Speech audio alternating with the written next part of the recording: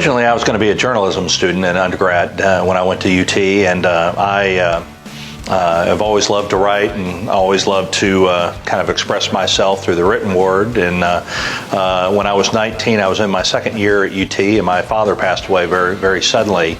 And then my mother got sick, and I was the oldest of two, and so I was thrust into a world that I was very uncomfortable with and unsure of, and I felt like I needed to get more, maybe some more academic background to help me deal with these circumstances. And so I actually transitioned from journalism to accounting, and then accounting into finance, which I ultimately got my undergraduate degree in. And that really set me on a path that where I grew to really love the business side of academics, and then ultimately getting into business and working in various environments, whether it be from commercial real estate, and then after I went to grad school, then it was investments, both short and long term, and so I had kind of an unusual entry into the finance business, but it's something that I never really looked back on as being negative. Obviously, I enjoy what I do.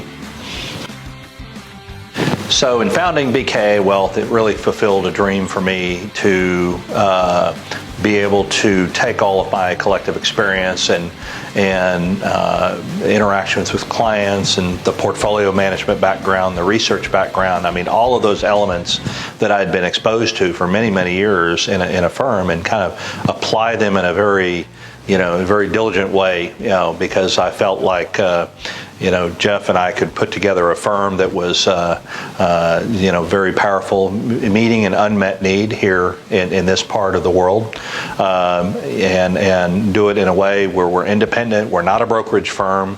We could provide services and really, provide an independent school of thought that's not available in this part of the world right now. And we could also put together a firm that caters to, both individuals through our Dave Ramsey SmartVestor program, as well as business owners that Jeff and I have worked with for many, many years, and trying to help them solve real problems as they're trying to grow their wealth that ultimately becomes a part of their whole wealth picture down the road. Okay. I love sports. I love playing sports, although I'm not as able to do that as much as I used to. But I love golf, and I love reading. I've always loved reading, and I think I've grown to love history more now than I have, and also on current events. And then when my daughter's in town, I love spending time with her. That usually entails live music.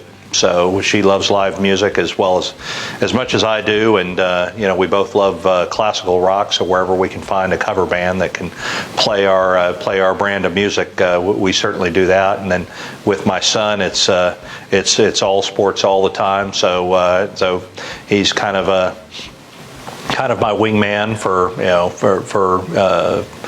sports events that we go to, and then Joanne and I just love to be at home and cherish the time that we have together.